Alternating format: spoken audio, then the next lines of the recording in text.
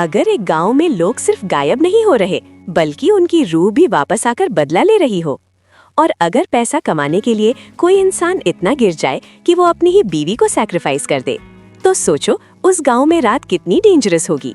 ये स्टोरी है एक ऐसे डार्क सीक्रेट की जहां एक छोटा सा इनोसेंट दिखने वाला क्रीचर तुयुल लोगों की जिंदगी बर्बाद कर रहा है, और एक रिवेंजफुल स्पिरिट काली कुंतलानक जो किसी को माफ नहीं करती। आज की स्टोरी सिर्फ हॉरर नहीं है, ये ग्रीड, बिट्रेयल और रिवेंज का ऐसा गेम है जहां हर स्टेप पर मौत खड़ी है। तो रेडी हो जाओ, क्योंकि आज हम एक्सप्लेन करने वाले हैं पंबाली तुंबल 2026 की कंप्लीट स्टोरी, जो आपको एंड तक शॉक करती रहेगी। जिंदगी कभी कभी इतनी डार्क हो जाती है कि इंसान और शैतान के बीच का फर्क भी ब्लर हो जाता है, और आज की स्टोरी भी कुछ ऐसी ही है। कहानी की शुरुआत होती है एक बेचारी लेडी से, जो एक अननोन आदमी के कब्जे में होती है। उसे बांध कर रखा गया होता है, बिल्कुल हेल्पलेस।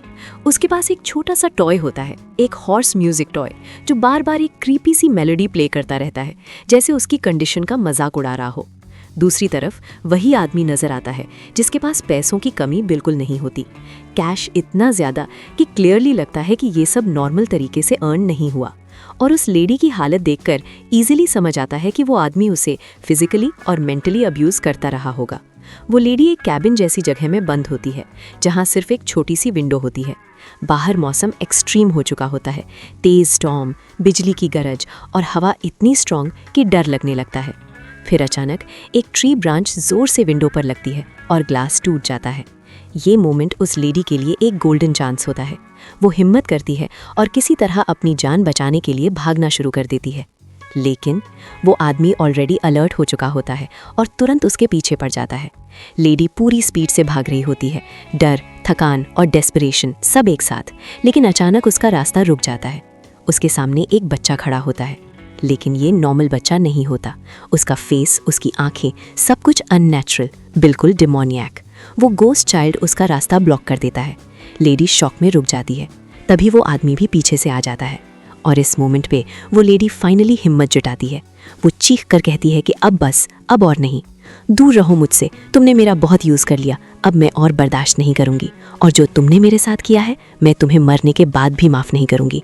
उसकी आवाज़ में दर्द भी होता है और एक स्ट्रॉन्ग रिबेलियन भी।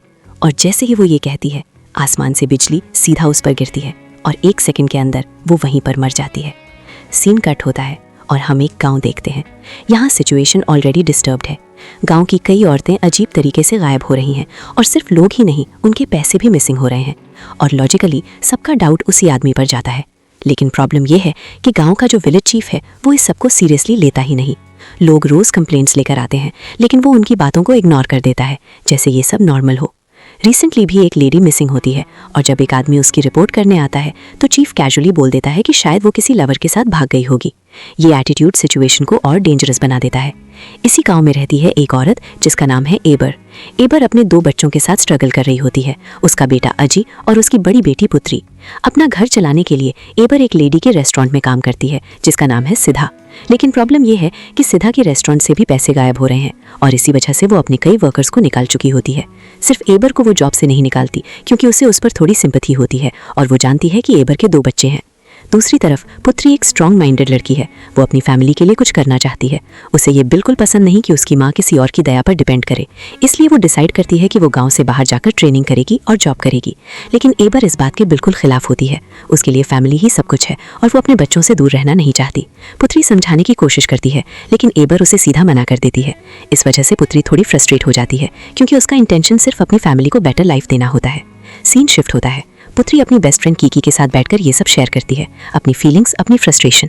मीनवाइल एबर अपने काम पर होती है जब सिधा उसे बताती है कि पैसे चोरी हो रहे हैं और इस मंथ वो उसे सैलरी नहीं दे पाएगी।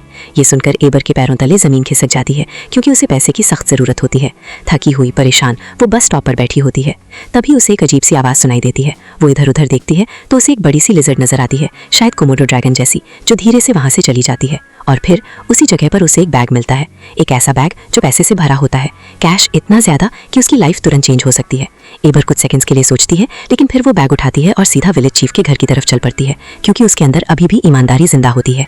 लेकिन क्या ये डिसीजन उसकी जिंदगी बदलेगा या उसे एक और डेंजरस गेम में फंसा देगा, ये जानने के लिए स्टोरी अभी सिर्फ शुरू हुई है। अबेर धीरे से विलेज चीफ के घर का दरवाजा नॉक करती है। अंदर से एक आदमी बाहर आता है जिसका नाम होता है ताम्बोंग। ये असल में विलेज चीफ का राइट हैंड बंदा होता है। अबैर उसे कहती है कि चीफ को बुलाओ और ताम्बोंग बिना डिले के अंदर चला जाता है।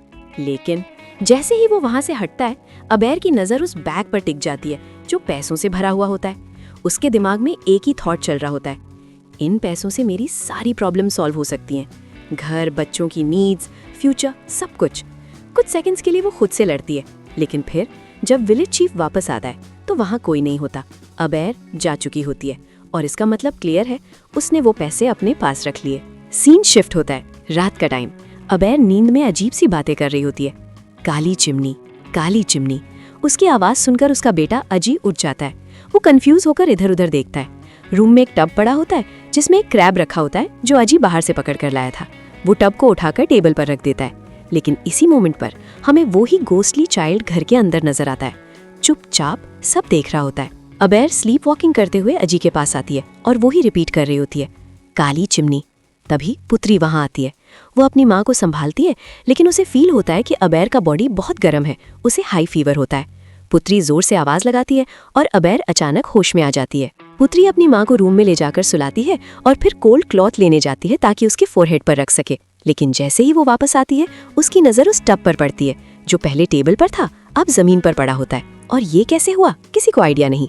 और उस टब के अंदर का पानी खुद से गोल गोल घूम रहा होता है, जैसे कोई इनविजिबल फोर्स उसे कंट्रोल कर रही हो। पुत्री को ये सब देखकर अजीब फील होता है और फिर उस पानी में उसे एक रिफ्लेक्शन नजर आता है, वही गोस्ट चाइल्ड जो उसके बिल्कुल पीछे खड़ा होता है। ये देखकर पुत्री की सांसें रुक जाती हैं। वो डर के मारे जम सी जाती है। नेक्स्ट डे वो ये सब अपनी बेस्ट फ्रेंड किकी को बताती है। किकी थोड़ा लॉजिकल बनने की कोशिश करती है और कहती है कि शायद उसकी माँ स्लीप वॉकिंग कर रही थी, और वो सजेस्ट करती है कि अबैर को हॉस्पिटल ले जाना चाहिए। तभी वहाँ किकी का भाई नूरुद्दीन और उसका कजिन चेचे आते हैं। चेचे जैसे ही पुत्री को देखता है वो उस पर फिदा हो जाता है और थोड़ा फ्लर्ट करने लगता है, बट सिचुएशन सीरियस होती है। नेक्स्ट मॉर्निंग पुत्री उठती है और अपनी माँ को ढूंढती है, लेकिन अबैर कहीं नहीं मिलती। वो रूम चेक करती है और वहाँ सिर्फ एक चीज होती है, वही पैसों का बैग। अबैर गायब हो चुकी होती है। पुत्री तुरंत किकी के पास जाती है और दोनों डिसाइड करते हैं कि ये मैटर विलेज चीफ को बताना चाहिए।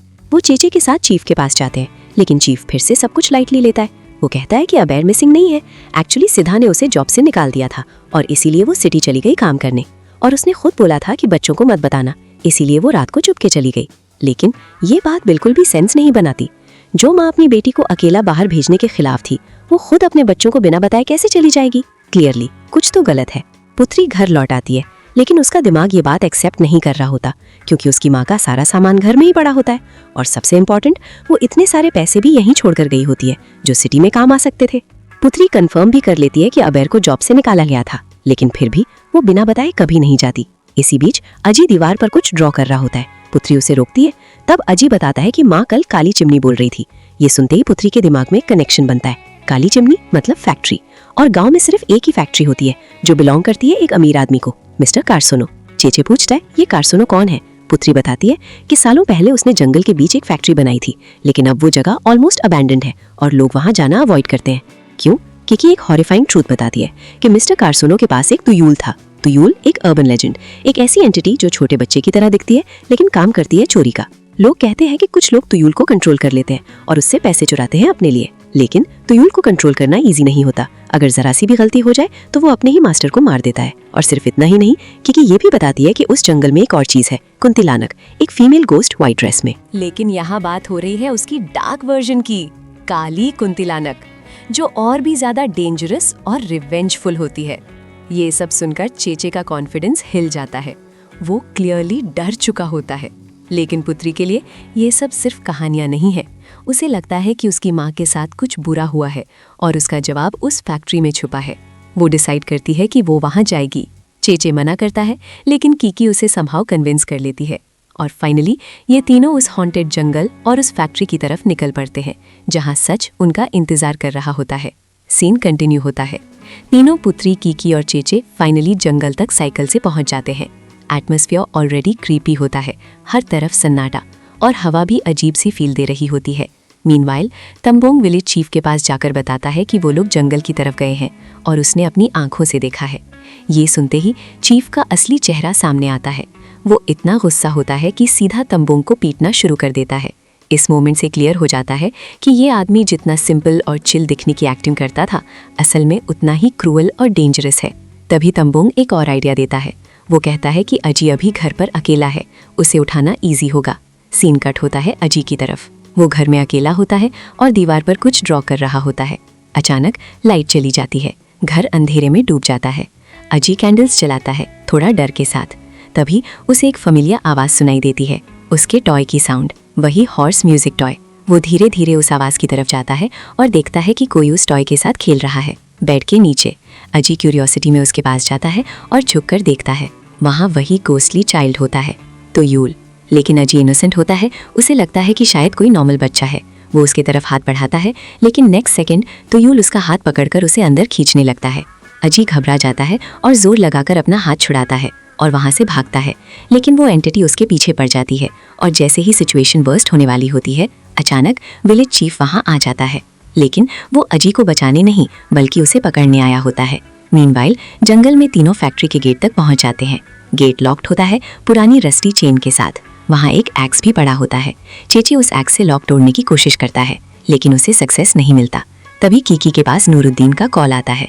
वो झूठ बोल देती है कि वो गांव में ही है, लेकिन पीछे से चेचे की लाउड आवाज़ नूरुद्दीन सुन लेता है और समझ जाता है कि ये लोग फैक्ट्री में है। कीकी स्मार्टली ड्रामा करती है, हेलो हेलो मुझे आवाज़ नहीं आ रही, और कॉल कट कर देती है। उधर चेचे अभी भी लॉक तोड़ने की स्ट्रगल कर रहा होता है, लेकिन फिर पुत्री आगे बढ़ती है, एक्स लेती है और सिर्फ एक पावरफुल स्ट्राइक में लॉक तोड़ देती है। ये देखकर चेचे लिटरली शॉक रह जाता है। गेट खुलता है और तीनों अंदर एंटर करते हैं।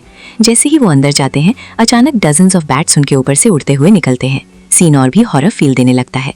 वो धीरे धीरे आगे बढ़ते हैं अबेर को ढूंढते हुए।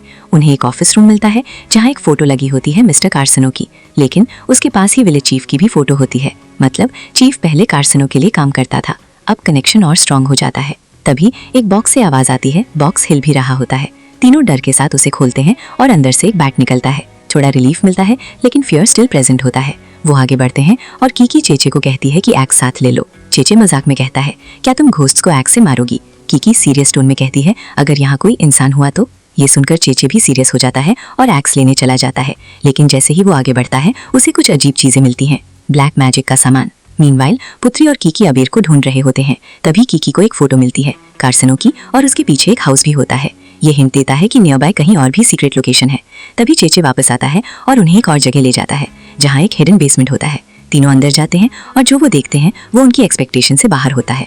बेसमेंट में हर तरफ पैसे ही पैसे होते हैं और साथ ही कई औरतों की फोटोज, मिसिंग विमेन। और सबसे शॉकिंग, उन फोटोज में अबीर की फोटो भी होती है। पुत्री फ्रीज हो जाती है। उसे समझ नहीं आता कि उसकी माँ का फोटो यहाँ कैसे और इसका मतलब क्या है। तभी उनके सामने एक औरत गिरती है, लेकिन वो नॉर्मल नहीं होती, एक स्पिरिट होती है। और फिर एक के बाद एक और भी औरतों की स्पिरिट्स गिरने लगती हैं, जैसे वो सब यहीं पर मरी गई हों। और अब वो सब रिवेंजफुल स्पिरिट्स बन चुकी होती हैं। वो तीनों पर अटैक करना शुरू कर देती हैं। सीन फुल कियोस में बदल जाता है। तीनों किसी तरह बेसमेंट से भागकर बाहर निकलते हैं। बाहर आकर चेचे कहता है कि हमें वापस चलना चाहिए, ये जगह सेफ नहीं है। लेकिन पुत्री अपनी माँ को छोड़े बिना जाने के लिए रेडी नहीं होती। चेचे उसे समझाता है कि वो भी अपने फ्रेंड्स खो चुका है और ये रिस्क लेना सही नहीं। लेकिन पुत्री के लिए ये सिर्फ एक मिशन नहीं, उसकी माँ की लाइफ का सवाल है। वो क्लियरली कह देती है, अगर तुम जाना चाहते हो तो जाओ, लेकिन मैं अपनी माँ को लिए बिना यहाँ से नहीं जाऊंगी। कीकी तुरंत उसका साथ देती है, मैं अपनी बेस्ट फ्रेंड को अकेला नहीं छोड़ूंगी। अब चेचे के पास कोई ऑप्शन नहीं बचता। वो डिसाइड करता है कि वो बाहर जाकर हेल्प लेकर आएगा, गांव वालों को लेकर, क्योंकि अब ये सिर्फ एक मिस्ट्री नहीं बल्कि एक डेडली ट्रूथ बन चुका है। और जैसे ही वो वहां से निकलता है, स्टोरी और भी डेंजरस डायरेक्शन लेने वाली होती है। सीन आगे बढ़ता है। कीकी और पुत्री डिसाइड करती हैं कि अब वो सीधा कर्सोनो के हाउस की तरफ जाएंगी, क्योंकि आंसर्स वहीं मिलने वाले हैं। दूसरी तरफ चेचे हेल्प लेने के लिए निकलता है, लेकिन जैसे ही वो आगे बढ़ता है, पीछे से तंबुंग उस पर अटैक करता है और उसे तुरंत बेहोश कर देता है। और शॉकिंग बात ये होती है कि उसके साथ विलेज चीफ भी होता है और उसने अजी को ऑलरेडी पकड़ रखा होता है। अजी हिम्मत दिखाता है। वो चीफ के हाथ पर जोर से काट लेता है और भागने की कोशिश करता है, लेकिन चीफ फिर से उसे पकड़ लेता है। इसी बीच अजी की चीखने की आवाज पुत्री तक भी पहुंचती है। वो कीकी को बताती है, लेकिन दोनों उस आवाज को सीरियसली नहीं लेती। उन्हें लगता है शायद उनका डाउट ही होगा और वो दोनों घर के अंदर एंटर कर जाती हैं। अंदर जाते ही उन्हें एक ह्यूज पूल नजर आता है जो इस जगह को और भी मिस्टीरियस बना देता है। वो इन्वेस्टिगेशन शुरू करती हैं और उन्हें वहाँ चीफ और उसकी वाइफ की फोटोज मिलती हैं, यानी ये जगह सिर्फ करसोलो से नहीं, चीफ से भी डायरेक्टली लिंक्ड है। दूसरी तरफ चेचे और अजी दोनों बंधे हुए होते हैं और तंबोंग उन पर नजर रख रहा होता है, जैसे चीफ ने ऑर्डर दिया था। अब वापस हाउस के अंदर पुत्री और कीकी अलग अलग होकर एबर को ढूंढने लगती हैं। तभी कीकी को वही हॉर्स म्यूजिक टॉय मिलता है। वो उसे ऑन करती है और कैजुअली उसकी फोटोज लेने लगती है, लेकिन जब वो फ्लैश के साथ फोटो क्लिक करती है तो उसे एक शैडो नजर आती है, पहले अनक्लियर फिर नेक्स्ट क्लिक में थोड़ी क्लियर, और हर क्लिक के साथ वो शैडो एक स्पिरिट की शेप लेने लगती है। कीकी का डर बढ़ता जा रहा होता है, लेकिन तभी पुत्री वहां आ जाती है और कीकी को लगता है शायद वो शैडो पुत्री थी और वो थोड़ा रिलैक्स हो जाती है। दोनों फिर से सर्च शुरू करती हैं और उन्हें वहाँ बहुत सारे पैसे मिलते हैं, साथ ही कुछ पुरानी बुक्स भी। ये वही पैसे होते हैं जो गाँव से चोरी हो रहे थे और बुक्स में लिखा होता है तुयूल के बारे में। उन्हें पता चलता है कि तुयूल तब तक एक्टिव रहता है जब तक उसके फैमिली मेंबर्स जिंदा होते हैं और उसे अपने काम के लिए एक औरत की जरूरत होती है, यानी कोई फीमेल एनर्जी जिसके थ्रू वो ऑपरेट करता है। सबसे इम्पोर्टेंट बात उसकी वीकनेस होती है मिरर्स, लेकिन पूरे घर में कहीं भी मिरर्स नजर नहीं आते, मतलब डिलिबरेटली उन्हें हटा दिया गया है ताकि तुयूल की पावर कम ना हो। और एक और स्कैरी बात, कहते हैं कि जब तक तुयूल की कहानियां जिंदा हैं तब तक वो खुद भी जिंदा रहता है। उसे डिस्ट्रॉय करना ऑलमोस्ट इम्पॉसिबल है। अब सब कुछ क्लियर होने लगता है कि इस सब के पीछे विलेज चीफ ही है। दोनों ऊपर की तरफ बढ़ती हैं और उन्हें और ऊपर जाने के लिए स्टेयर्स मिलती हैं। पुत्री स्टेयर्स चढ़ जाती है, लेकिन कीकी नीचे रुक जाती है और फिर एक शॉकिंग इल्यूशन होता है। पुत्री के जाते ही कीकी को चेचे नजर आता है, लेकिन रियलिटी में चेचे तो बंधा हुआ होता है। ये सिर्फ एक ट्रैप होता है। उधर पुत्री ऊपर जाकर एक रूम खोलती है और वहाँ उसे उसकी माँ एबर मिलती है बंधी हुई। पुत्री तुरंत उसे आज़ाद करती है और दोनों नीचे आती हैं, लेकिन नीचे कीकी कहीं नहीं होती। इसी बीच नूरुद्दीन भी फैक्ट्री तक पहुंच चुका होता है। उसे विलेज चीफ मिलता है और वो खुश हो जाता है कि अब वो अकेला नहीं है, लेकिन उसे ये नहीं पता होता कि चीफ कितना डेंजरस है। अचानक चीफ उसे मार देता है, कोल्ड ब्लडेड विदाउट हेजिटेशन। दूसरी तरफ कीकी उस इल्यूजन चेचे का पीछा करते करते एक रूम में आ जाती है और जैसे ही वो उसके पास जाती है वो गायब हो जाता है। तब उसे समझ आता है कि वो ट्रैप में आ गई है। रूम के अंदर हर तरफ मिरर्स लगे होते हैं। ये वही मिरर्स होते हैं जो पूरे घर से गायब थे। कीकी धीरे धीरे बाहर निकलने की कोशिश करती है, लेकिन अचानक वो एक मिरर में अपना रिफ्लेक्शन देखती है और उसका रिफ्लेक्शन खून से भरा होता है, जैसे उसका फ्यूचर हो। वो शॉक में जम जाती है और तभी मिरर के अंदर से एक हाथ निकलता है और उसे पकड़ लेता है और नेक्स्ट मोमेंट वो उसका सर मिरर पर बार बार मारकर उसे मार देता है, बिल्कुल वैसे ही जैसे उसने अपने रिफ्लेक्शन में देखा था। ये सब होता है काली कुंतला नाग की वजह से, एक पावरफुल डार्क स्पिरिट जो मिरर वर्ल्ड की क्वीन होती है। वो मिरर्स के थ्रू ही अटैक करती है, इसीलिए ये सारे मिरर्स यहाँ छुपा कर रखे गए थे। और इंटरेस्टिंगली ये तुयूल के बिल्कुल ऑपोजिट होती है, क्योंकि तुयूल मिरर से वीक होता है। कुछ देर बाद पुत्री और एबर नीचे आती हैं कीकी को ढूंढते हुए, लेकिन जब वो उसे उस हाल में देखती है पुत्री कंप्लीटली टूट जाती है। वो रो पड़ती है, इमोशनली ब्रेकडाउन। एबर उसे संभालती है और वहां से निकलने के लिए कहती है। मीनवाइल चेचे समहाउ अपने आप को और अजी को आजाद कर लेता है और दोनों चुप चुप कर वहां से निकलने लगते हैं। बाहर तंबोंग होता है, लेकिन वो दोनों उससे बचकर निकल जाते हैं। दूसरी तरफ पुत्री और एबर भी बाहर आ जाती हैं, लेकिन विलेज चीफ उनका पीछा कर रहा होता है। पुत्री छुप जाती है, लेकिन चीफ एबर को पकड़ लेता है। तब पुत्री हिम्मत दिखाती है और उस पर अटैक करती है। दोनों के बीच इंटेंस फाइट होती है, लेकिन चीफ फिजिकली ज्यादा स्ट्रांग होता है। इसी स्ट्रगल के दौरान चीफ के गले से एक लॉकेट गिर जाता है, जो क्लियरली कोई इंपॉर्टेंट चीज होती है। पुत्री और एबर इस मोमेंट का फायदा उठाती हैं और वहां से भागकर छुप जाती हैं।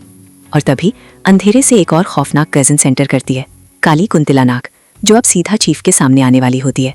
और अब जो होने वाला है वो सिर्फ बदला नहीं, बल्कि एक फाइनल जजमेंट होने वाला है। सीन और इंटेंस हो जाता है।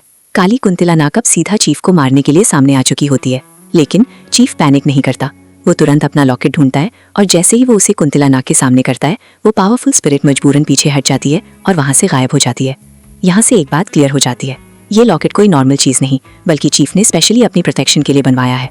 अब चीफ लाउड आवाज में पुत्री और एबर को बाहर आने के लिए कहता है और उन्हें मजबूर करने के लिए वो अजी का चश्मा दिखाता है और थ्रेटन करता है, अगर बाहर नहीं आए तो अजी को मार दूंगा।